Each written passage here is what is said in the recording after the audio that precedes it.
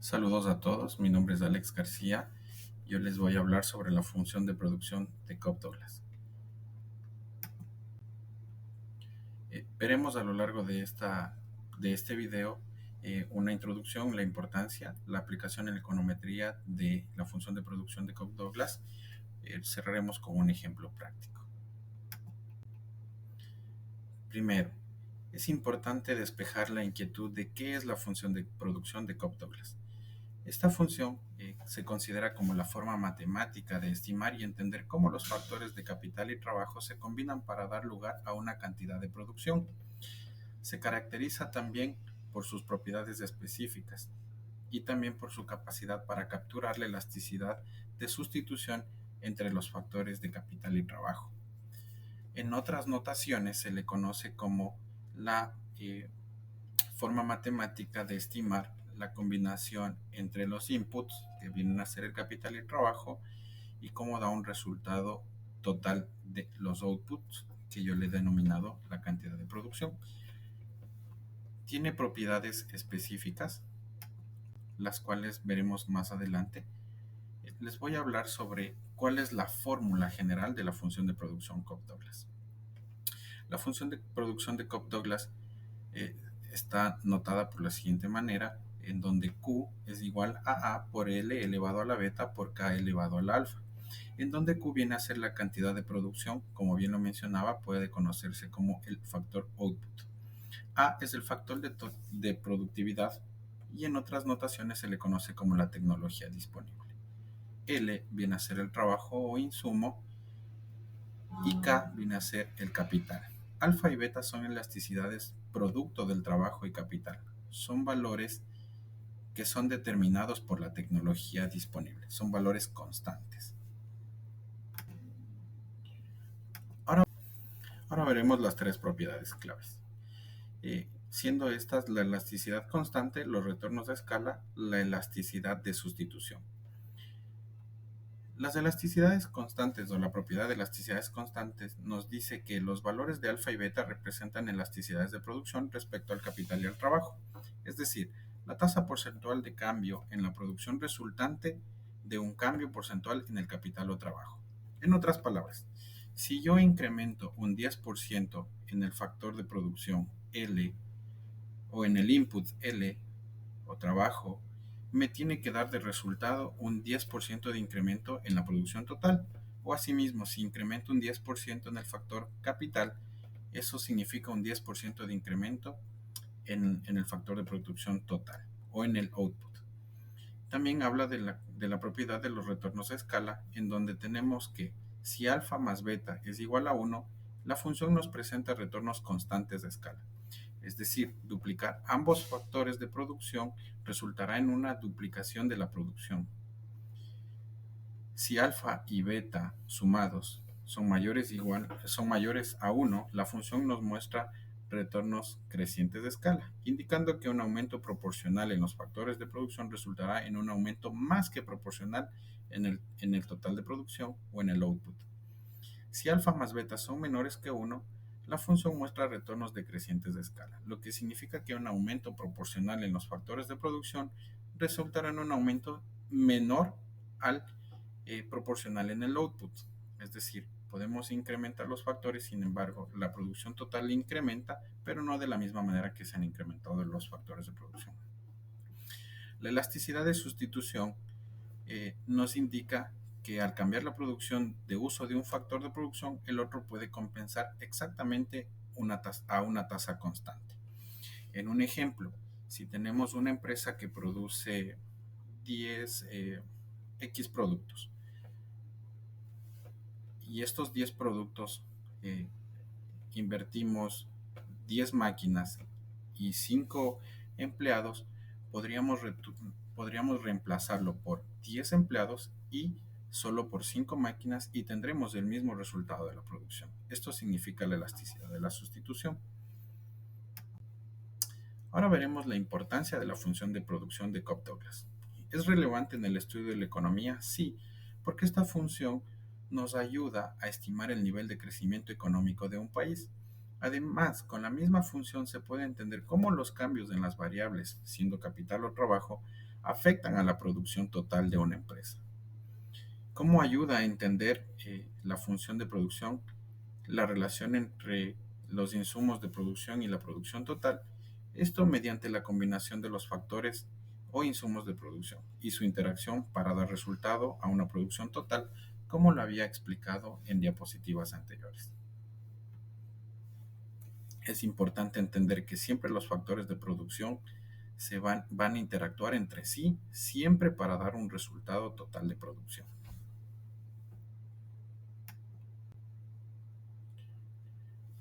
Ahora transformaremos la función de producción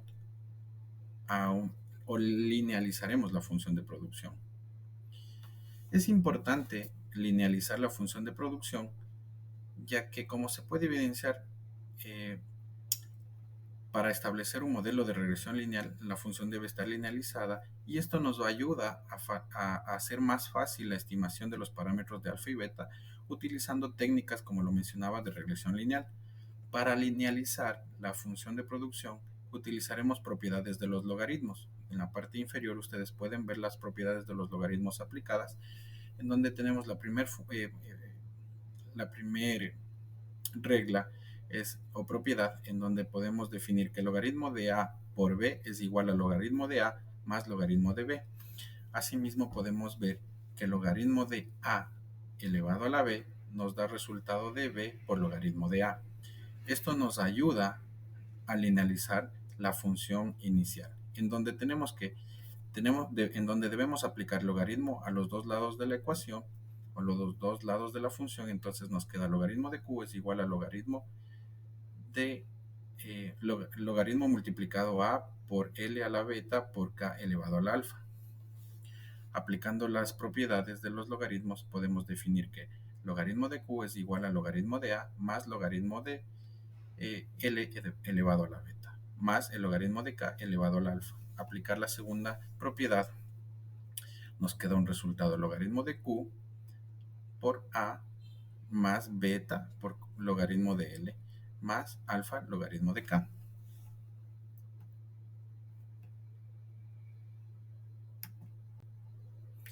Ahora mostraremos el ejercicio práctico. Hemos mostrado la tabla de los datos en donde tenemos los resultados de la producción, también tenemos los valores de capital y también tenemos los valores de trabajo. Al correr el script en RStudio, podemos entender que los residuos, y también los valores estimados. Primero, los residuos son las diferencias entre los valores observados y los valores predichos por el modelo. En este caso, los residuos son extremadamente pequeños y cercanos a cero, lo que sugiere que el modelo se ajusta casi perfectamente a los datos de la tabla. En el caso del logaritmo del trabajo, la estimación es de 6.27 por 10 a la menos 15, es muy cercano a cero. El error estándar es de 9.30 por 10 a la menos 15. El valor de t es de 6.74 por 10 a la menos 1.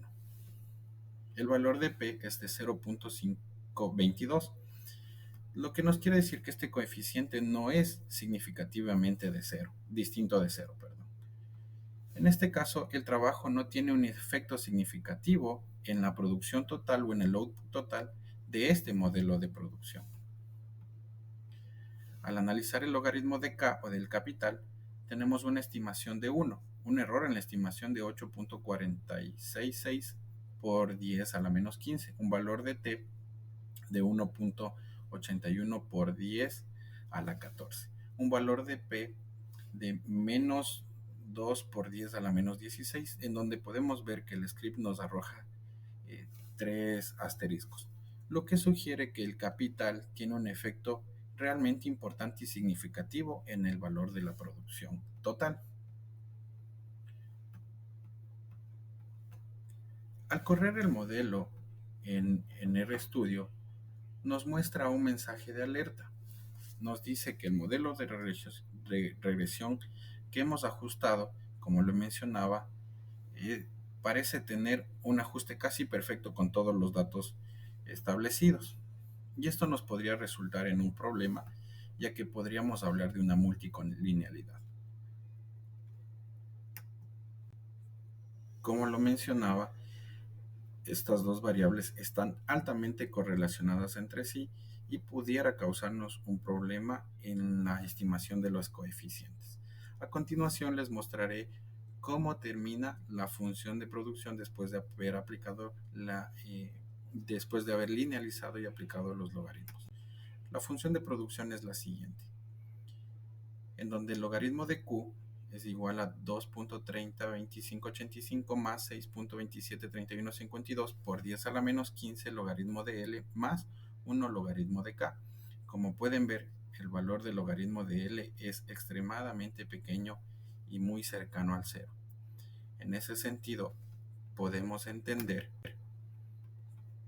que el trabajo no tiene una influencia o no tiene una importancia realmente relevante en el modelo, al contrario que el capital. Es decir, un incremento en el 1% del capital no significaría un resultado del 1% en el output o el resultado de la producción total para este modelo, ¿sí? En ese sentido podemos decir que se cumplen las propiedades mencionadas al inicio del video. Quiero agradecerles por la atención prestada. Muchas gracias.